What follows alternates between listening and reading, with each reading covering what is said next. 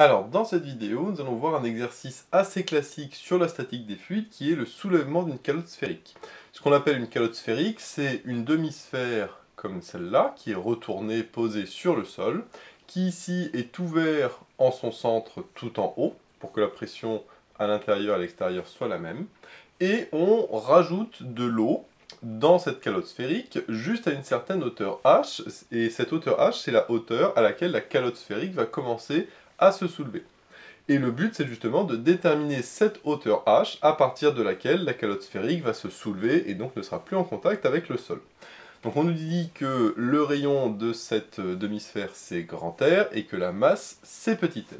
Alors déjà, on va comprendre physiquement ce qui se passe. Physiquement, je vais refaire le dessin ici. Donc on a la calotte sphérique qui est ouverte, et donc au début, il y a juste le poids de la calotte sphérique qui appuie vers le bas, et puis la réaction du support qui appuie vers le haut.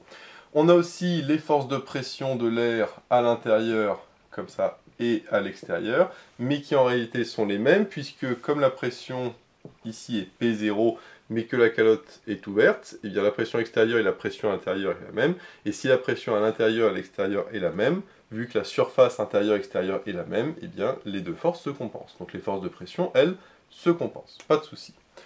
Maintenant, imaginons que je rajoute de l'eau. Pas forcément à une hauteur petit h, mais à une hauteur z quelconque. Bon. À ce moment-là, sur la partie où il n'y a que de l'air, pas de problème, même principe qu'avant, la pression intérieure et extérieure sont les mêmes, donc la force de pression se compense. Par contre, au niveau de l'eau, là, j'ai des forces de pression de part et d'autre, mais qui sont la pression de l'eau, et non pas la pression atmosphérique. À l'extérieur, j'ai toujours la pression atmosphérique qui appuie, mais à l'intérieur, j'ai la pression de l'eau. Or, la pression de l'eau est largement supérieure à la pression atmosphérique. Et donc, ça veut dire que là, les forces de pression vont être plus grandes à l'intérieur qu'à l'extérieur, et donc, à un moment, à une certaine hauteur, eh bien, ça va faire que cette force de pression va dépasser le poids de la calotte sphérique, et donc, à ce moment-là, la calotte sphérique va se soulever. Le fait de rajouter de l'eau à l'intérieur fait qu'on a une force supplémentaire qui est plus importante vers le haut, et donc, ça fera que la calotte sphérique va se décoller. Mais bien évidemment, il faut quand même une certaine hauteur d'eau. Et donc, le but, c'est de déterminer cette hauteur d'eau. Alors, maintenant, au niveau des calculs, qu'est-ce qu'on va faire? Eh bien, comme on l'a vu, tout va être lié à la pression de l'eau. Donc il faut déjà déterminer cette pression de l'eau. Donc on va d'abord prendre un repère Z, par exemple, vers le haut, avec l'origine du repère qui va être en bas. Et donc nous, on va chercher la pression en un point M quelconque, ici, de la calotte sphérique. Hop, par exemple ici, donc qui sera à une hauteur Z. Et on sait que la formule est la suivante, ça j'en avais vu dans d'autres vidéos sur la statique des fluides, c'est que la pression en bas égale la pression en haut plus ρg fois le delta Z. D'accord? Alors attention, ça c'est moi qui fais la formule, je dis la pression en bas égale la pression en haut plus ρg fois la hauteur. Bien évidemment, la vraie formule c'est avec le gradient, etc. Mais je ne vais pas refaire toute la démonstration. Au final, on arrive à ce résultat-là. La pression en bas, c'est la pression en haut, plus ρgz. Alors, la pression en bas, ici, ça va être P de Z, donc P tout court. On peut l'appeler P tout court, mais je vais mettre P de Z, donc c'est le P du point M, égale à la pression en haut. Alors, ce point M, on peut le prolonger ici, parce qu'on sait que sur l'horizontale, c'est la même chose. Donc si on prend par exemple la pression ici, c'est la pression en haut, donc ce que j'appelle la pression en haut, c'est à la surface. Et que vaut cette pression à la surface? Elle vaut P0 par continuité de la pression, puisque comme la calotte sphérique est ouverte, on a dit que la pression à l'extérieur était la même que la pression à l'intérieur où il y a de l'air, et par continuité de la pression au niveau de la surface, c'est P0. Donc la pression en haut, c'est P0. Le ρ, c'est la masse volumique de l'eau, donc ça reste G. Je vais réécrire, hop, pour qu'on voit bien. Le G, la masse volumique de l'eau, parce que ici c'est de l'eau. Le G qui est le G du P égale mg, du poids, la constante. Et delta Z, c'est la hauteur. Alors, ce que j'appelle delta Z, c'est la hauteur entre le bas et le haut, c'est-à-dire la différence entre là et là. Or, la différence entre là et là, il faut bien voir que ici c'est petit h, parce que moi je le mets au moment où j'atteins la hauteur petit h. Et donc, ici, la différence de hauteur, c'est h moins z, puisque c'est toujours le haut moins le bas, delta z est positif. Donc c'est h moins z. Donc là, j'ai l'expression de ma pression P de Z. Maintenant, il va falloir que je trouve mes différentes forces en question, parce que moi, comme je vais me mettre au moment où la calotte sphérique se déploie, ça veut dire que moi, je vais me mettre au moment où la somme des forces est égale à vecteur nul, puisque ici je suis en statique. Mais qu'est-ce qu'il y a comme force? Donc il y a bien évidemment le poids de la calotte sphérique, mais il y a aussi la pression, donc les forces de pression de l'eau, donc on peut appeler petit f, donc ça c'est la force de pression de l'eau, plus la force de pression, donc là on va mettre FO, plus la force de pression de l'air qui s'applique sur la calotte sphérique, et plus la réaction du support. Sauf qu'attention, moi je me mets pile poil au moment où j'atteins la fameuse hauteur critique, et donc là j'ai plus de réaction du support parce que c'est le moment où justement je commence à décoller. Et donc à ce moment-là, je n'ai plus la réaction du support. Et heureusement, parce que de toute façon la réaction du support, je ne sais pas comment la déterminer. Et là, on voit que, du coup, le poids, ça je sais faire, hein, c'est mg, mais par contre, il faut que je détermine la force de l'eau et la force de l'air, et la force de l'eau et la force de l'air sont liées uniquement à la pression. Et donc c'est pour ça que j'ai déterminé la pression auparavant. Alors, pour préciser un petit peu cette force de pression sur de l'eau et de l'air, il faut rappeler ce qu'on a dit tout à l'heure, à savoir que sur ma calotte sphérique, ici j'ai mon eau, j'ai les forces de pression de l'eau qui vont être au niveau de l'eau ici, et les forces de pression de l'air qui, elles, par contre, seront à l'extérieur et à l'intérieur, au niveau de la surface ici où il n'y a que de l'air, et de la surface ici où il n'y a que de l'eau. Sauf que ce qu'on a dit tout à l'heure, c'est que les deux forces ici se compensaient quand il n'y a que de l'air, puisque la surface est la même. Or, la pression, c'est la force fois la surface, la force sur la surface, et donc si la pression est la même, la force sera la même, puisque la surface est la même. Donc en réalité, ce n'est pas ces forces-là qui m'intéressent, parce qu'elles, elles se compensent, c'est les deux forces qui sont ici. Et donc, pour calculer cette force, ce que je vais faire, c'est que je vais faire un df, puisque je vais intégrer dans le sens où le problème, c'est que la pression de l'air est constante, mais la pression de l'eau, elle, n'est pas constante, parce qu'elle dépend de z. Donc, je suis obligé de calculer le df, et après d'intégrer. Donc, df, qu'est-ce que c'est? C'est la force qui est ici, mais attention, j'ai deux forces. J'ai celle qui est la force de l'eau, et la force, ici, de l'air. Alors, selon quel repère cœur-coordonnée je vais me mettre? Bien évidemment, je vais me mettre en coordonnées sphériques, puisque ici j'ai une calotte sphérique, donc c'est même dans le nom, sphérique, donc je vais me mettre en coordonnées sphériques, ER, Eθ, Eφ.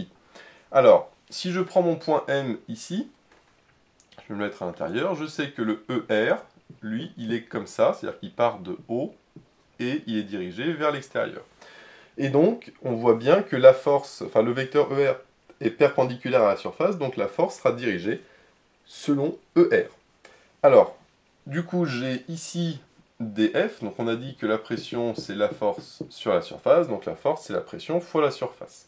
Et on sait à ce moment-là que dF, ce sera P alors de Z scalaire ds selon ER, donc ça, c'est la pression de l'eau fois la surface, la petite surface, fois ER, puisque ici, l'eau, elle pousse vers l'extérieur, et plus la pression ici P0, qui elle pousse vers l'intérieur, c'est-à-dire P0 fois ds. Par contre, attention, la P0 pousse vers l'intérieur, donc c'est selon moins ER. Donc comme j'ai selon moins ER, je mets un moins ici, et vecteur ER là. Donc ça c'est la pression de l'eau, ça c'est la pression de l'air P0 à l'extérieur. Mais je vois que je peux factoriser, et donc ça va me donner P2Z moins P0, le tout fois ds-ER, puisque je peux factoriser par ds-ER. Et P2Z moins P0, et ben d'après l'expression qui est ici, je vois que si je remplace P2Z par tout ça, et ben les P0 vont s'annuler, il va juste me rester ρg fois h-z ds selon ER. Donc voilà l'expression de mon df que j'ai. Maintenant, il va falloir que j'intègre. Sauf qu'avant d'intégrer, il va falloir projeter, puisque en réalité, je vais refaire mon schéma un petit peu plus grand, ça je peux l'enlever du coup. Pourquoi c'est important de projeter? Parce que là, d'intégrer directement, on va voir que c'est un petit peu compliqué, et puis surtout j'ai un vecteur. Pour intégrer un vecteur, c'est compliqué. Mais si on réfléchit un petit peu sur justement les forces, Eh bien, donc là j'ai mon eau. Imaginons que je prends la force ici, donc DF, c'est-à-dire à droite, au niveau d'un point M qui serait situé tout à droite. J'ai un point M qui est ici. Mais si je prends un point M' qui est situé de l'autre côté, j'ai aussi une force DF qui est comme ça, DF'. Bon. Sauf que par symétrie, quand j'additionne une force comme ça, plus une force comme ça, donc symétrique par rapport à Z, et bien je vois que la somme des deux, ça me donne une force totale. Donc là j'ai DF T pour total, qui elle est selon la verticale. Donc on voit bien par symétrie, ça plus ça va donner quelque chose selon la verticale. Donc ça veut dire que la composante qui n'est pas, enfin qui est selon ER mais qui n'est pas selon EZ, eh ben elle ne va pas intervenir. Donc en réalité, la seule composante intéressante de cette force n'est pas la composante selon ER, c'est la composante selon EZ. Et donc pour avoir cette composante selon EZ, il faut projeter ce vecteur selon EZ, et pour projeter le vecteur selon EZ, on sait qu'il suffit de faire le produit scalaire. Donc là, je vais appeler dfz la projection de ça selon EZ, c'est-à-dire que c'est df scalaire EZ. Alors df scalaire EZ, ça fait ρ g h-z ds ER et scalaire le EZ. Donc là, il faut que je calcule maintenant df ER scalaire EZ. Alors sur le schéma, si on fait le ER et le EZ, je rappelle que si on prend un point M ici, donc on a le O, donc on a ER qui est situé comme ça vers l'extérieur à partir du point M, et on a le EZ, qui est comme ça vertical. Et donc, on sait que ER scalaire EZ, c'est la norme de ER fois la norme de EZ fois le cosinus entre les deux angles. Sauf que la norme de ER et de EZ, c'est 1, plus ce sont des vecteurs unitaires, c'est des vecteurs de la base, soit cartésienne, soit sphérique. Et donc, ER scalaire EZ, c'est uniquement le cosinus de l'angle, ici, entre les deux vecteurs. Mais comme je suis en sphérique, je sais que l'angle entre ER et EZ, eh bien, c'est θ. Hein, donc ça, on le voit mieux ici éventuellement. Si je fais ici mon axe vertical, je vais bien le faire, hop, mon axe vertical EZ, donc ça c'est mon axe EZ, et que j'ai mon point M ici, je sais que le θ, c'est l'angle qui est là, c'est-à-dire l'angle entre ER et EZ, et donc cet angle se retrouve ici, au niveau du point M.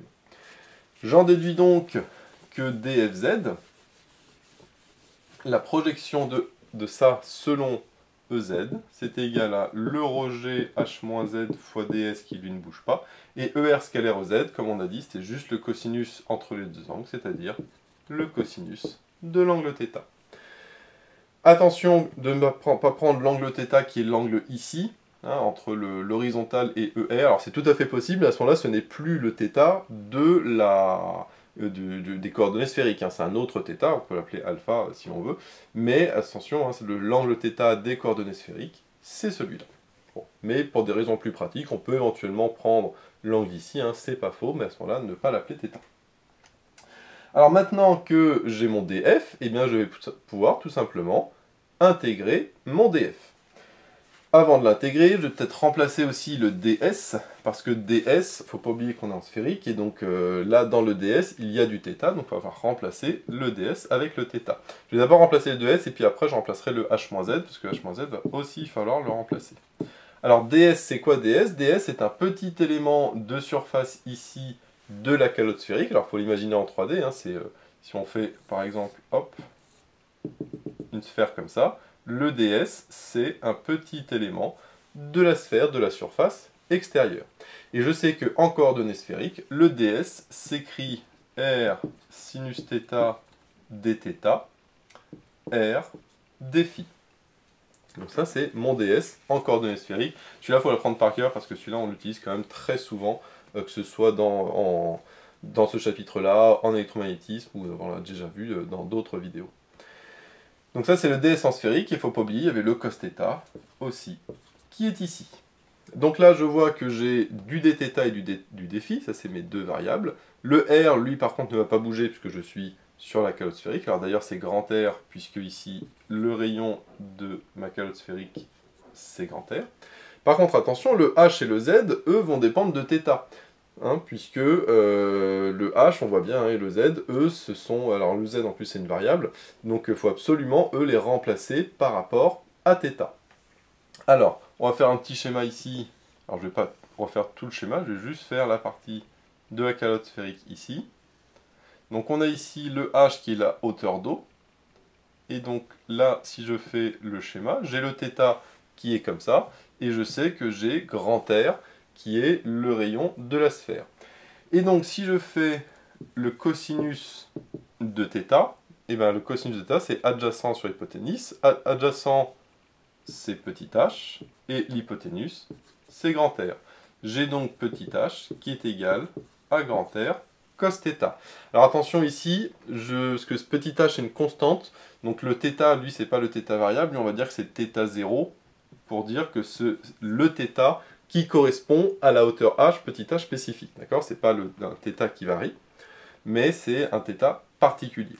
Alors de la même manière, par contre, si je prends un point z, donc là j'ai mon point M, avec mon point z, enfin du coup de hauteur z, c'est exactement la même démonstration, donc je ne vais pas faire, c'est juste on remplace ici le z, enfin le h par z, et puis le θ0 par θ, par contre, cette fois-ci. Et donc là, je pourrais montrer à ce moment-là que j'ai petit z qui vaut r fois cos de θ, avec le θ par contre qui varie, puisque là le z, lui, varie, hein, de là à là, et donc le θ aussi va varier. Donc il va falloir que je remplace aussi mon h et mon r, on voit qu'ils dépendent de θ. Et donc ça me fait, au final, h moins z, je vois que c'est ça moins ça. Je vois que je peux factoriser par grand R, donc je le fais tout de suite. Comme ça, c'est fait. Facteur 2, donc h moins r, donc ça fait cos θ0 moins cos θ.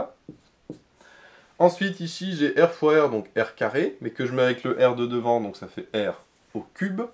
Et enfin, j'ai sinus θ cos θ. Sinus θ cos θ qui sont là. Et enfin, il me reste le dθ et le dφ. Donc ça fait une grosse expression, mais on va voir que ça va se simplifier par la suite quand on intègre. Donc ça, c'est pour le df, dfz, qui est ici. Et donc maintenant, on va pouvoir intégrer le dfz selon θ et φ. Alors, maintenant, la question, c'est justement quelles sont les bornes de ce θ et de ce φ. Alors, là, on va le voir sur le schéma ici. Pour ça, je vais enlever la partie qui est là. Et on va pouvoir voir justement le θ et le φ. Alors, le φ, c'est facile, parce que le φ, c'est celui qui tourne tout autour. Donc, je sais que le φ, lui, est compris entre 0 et 2π. Donc ça, c'est pas un problème. Hein, je peux l'enlever, hop, d'ici. Je vais le mettre sur le côté. Le φ, lui, c'est de 0 à 2π. Ça, c'est évident. Par contre, pour le θ, c'est un petit peu plus compliqué, puisque le θ, on voit déjà, c'est l'angle qui est là. Et moi, comme j'intègre uniquement sur cette partie-là, la partie de l'eau, parce que moi j'allais dire que c'est dfz, c'est uniquement la force qui est à ce niveau-là, au niveau de l'eau, parce qu'on a vu qu'au-dessus ça se simplifiait, eh bien je vois que le θ, il part d'ici pour aller jusqu'en bas. Il faut bien voir qu'attention, θ, c'est pas l'angle qui est de là vers là, mais qui est de là vers là. Et donc je vois que au minimum, il est là, et au maximum, il est là. Alors quand je suis en bas, je vois que ça donne pi sur 2, puisque quand je suis à ce niveau-là, c'est pi sur 2. Et quand je suis ici, c'est l'angle qui correspond à petit h. Or, on avait vu que l'angle qui correspond à petit h, c'était θ0. C'est ce que moi j'ai appelé θ0, après on peut l'appeler comme on veut. Mais θ0, c'est l'angle qui correspond à petit h ici, parce que quand je suis à petit h, j'ai mon θ qui vaut θ0. Là, hop, θ0. Donc le θ, lui, varie de θ0 à pi sur 2. On va donc pouvoir calculer le f total avec l'expression qui est là. Alors on va voir, c'est un petit peu un gros calcul quand même. Donc on va essayer de le simplifier au maximum. Et donc j'ai Fz, donc la force totale, qu'on appelle Fz, mais qui est en fait le F tout court, qui est la force totale des forces de pression au niveau de l'eau, qui est égal à l'intégrale, donc le θ, on a dit qu'il va de θ0 pardon, à pi sur 2, le phi, lui, qui va de 0 à 2π, de ρ g r cube fois cos θ0 moins cos θ fois sin θ cos θ dθ dφ. Déjà, je vois que le rejet R3, je peux le mettre tout devant puisque c'est une constante. Ensuite, je vois que le défi, bah là, j'ai pas aucun phi. D'accord. Attention, un rho et phi, c'est pas les mêmes. Hein. Ils se ressemblent, mais c'est pas du tout la même variable. Donc, en défi, bah, j'ai que défi, qui lui varie de 0 à 2π, et l'intégrale de 0 à 2π de défi, c'est 2π. Donc celui-là, je le mets aussi directement. Et donc, il me reste l'intégrale de θ0 à π sur 2, de cos θ0 moins cos θ, fois sin θ cos θ dθ. Et à ce moment-là, le mieux, c'est que je vais le développer, ça, pour pouvoir intégrer. Donc j'ai cos θ0 fois sin θ cos θ. Et après, moins cos θ sin θ cos θ. Donc ça fait sin θ fois cos carré θ dθ. Parce que cos fois cos, ça fait cos carré. Là, je peux faire ma primitive. Donc j'ai mon rejet R3 fois 2π. Maintenant, quelle est la primitive de tout ça? Cos θ0, c'est une constante. Je la recopie. Maintenant, sin θ cos θ, ça c'est du style U' fois U, avec U qui vaut sin θ et U' qui vaut cos θ, parce que la dérivée de sinus θ c'est cos θ. Donc si je pose U qui vaut sin θ et U' qui vaut cos θ, ça fait bien U' fois U. Et je sais que la primitive de U' fois U c'est U carré sur 2, donc ça me donne sinus carré θ divisé par 2. Là ici, c'est pareil mais avec du U' fois U carré, puisque si je pose U qui vaut cos θ, ben là ça me donne U carré. La dérivée de cos θ, c'est moins sinus θ, c'est parfait, j'ai déjà le moins. Donc là, j'ai du U' fois U carré. Je sais que la primitive de U' fois U carré, c'est U puissance 3 sur 3. Donc ça fait cos cube θ sur 3, et le plus, puisque dans le moins faisait partie du U'. Donc il a disparu. Donc ça, c'était un petit peu la difficulté aussi. Hein. Il y a plusieurs manières pour faire la primitive, mais moi je vous conseille de faire cette primitive-là, avec les primitifs composés. Donc maintenant, il suffit de remplacer par π sur 2 et par θ0. Hop, les bornes ici, je vais les enlever. Et donc ça me donne toujours ma constante ρg R3 fois 2π. Ensuite, on remplace par π sur 2. Le sinus de π sur 2, ça vaut 1. Donc ça me donne ici cos θ0, le tout sur 2. Plus ici cos cube de π sur 2, bah ça fait 0, puisque je sais que le cosinus de π sur 2, ça fait 0. Donc ça s'annule. Ensuite, qu'est-ce que j'ai en θ0? Bah, je remplace ici, donc ça va faire moins tout ça en θ0. Donc là, j'ai cos θ0 fois sinus carré θ0 sur 2. Et pareil, cos cube θ0 sur 3. Attention, c'est moins, parce que c'est le haut moins le bas, donc c'est moins tout ça. Maintenant, je vois que je peux tout factoriser par cos ici de θ0, parce que maintenant j'ai plus de θ, c'est θ0 tout court. Donc ça me fait ρg R3 fois 2π, fois cos θ0 que j'ai mis en facteur. Donc là, il me reste un demi. Ici, il me reste moins sinus carré θ0. Alors moi, ce que je vous conseille, c'est de remplacer le sinus carré par 1 moins cos carré, parce que je sais que sinus carré, c'est 1 moins cos carré, puisque cos carré plus sinus carré vaut 1. Donc le tout sur 2, et moins cos, alors carré ici, θ0 sur 3, puisque comme j'ai factorisé par cos θ0, le cube devient un carré. Maintenant, je vais pouvoir continuer mon calcul, je vais continuer en haut, parce que j'ai plus beaucoup de place en bas. Hop. On va voir qu'il y a beaucoup de choses qui se simplifient. Donc le ρg R3 fois 2π cos θ0, lui, est toujours là. Maintenant, ici, j'ai 1/2 moins 1/2, bah ça s'annule, donc ça c'est parfait. Ensuite, j'ai moins et moins, ça fait plus. Donc moins et moins plus, donc ça fait cos carré θ0 sur 2. Et ici, moins cos carré hop, θ0, le tout, non, par contre, cette fois-ci, sur 3. Tac. Et donc là, je vois que je peux factoriser par cos carré θ0. Je vais effacer encore en dessous pour avoir un peu plus de place. Hop. Donc si je factorise, ça me donne ρg R3 fois 2π. Je factorise par cos θ0 avec le cos carré θ0, donc avec le cos θ0 devant, ça me donne cos cube de θ0. Et facteur de 1/2 moins 1 tiers. Alors 1/2 moins 1 tiers, je vais le remplacer directement. Je sais que si je mets tout sur 6, là ça va me faire 3, là ça va faire 2. 3 moins 2, ça fait 1. Donc ça fait 1 sixième. Donc là, je vais le faire directement, puisque c'est quand même un calcul qui est très simple. Donc 1/2 moins 1 tiers, ça donne un sixième. Bon. Maintenant que j'ai ça, je vais pouvoir remplacer, parce qu'il ne faut pas oublier que moi, je veux quand même trouver le h. Or, jusqu'à présent, je n'ai toujours pas le h. Sauf que j'ai du cos cube de θ0, et ça tombe bien, parce que cos θ0, c'est petit h sur r. Donc là, je vais pouvoir en remplacer. Donc ça me fait ρg r cube. Alors, j'ai 2 pi, sauf qu'attention, j'ai fois 1 sixième. 2 sur 6, ça fait 1 tiers. Donc ça va donner pi sur 3, parce que 2 pi sur 6, c'est pi sur 3. Et cos cube de θ0, donc ça fait h sur r le tout au cube, c'est-à-dire h cube divisé par r cube. Et donc là, dernière simplification, on y arrive enfin. Là, hop, on va pouvoir effacer tout ça. Et donc, au final, qu'est-ce que je trouve comme fz? Je vous l'avais dit, hein, c'est un calcul assez long. Les r cubes, je vois qu'ils se simplifient, et donc il me reste ρ g pi h cube, le tout sur 3. Et donc voilà, j'ai enfin ma force selon z, hein, qui était la force ici, qui s'applique à l'intérieur par l'eau et à l'extérieur par l'air. Parce qu'on a vu, ces deux ne se compensent pas, contrairement à ce qui est au-dessus. Ça maintenant, j'en ai plus besoin, je peux aussi l'enlever. Ça, on a vu que c'était important, hein, parce qu'après, il faut remplacer le cos θ0 avec le h, parce que moi, au final, ce que je veux trouver, c'est le h.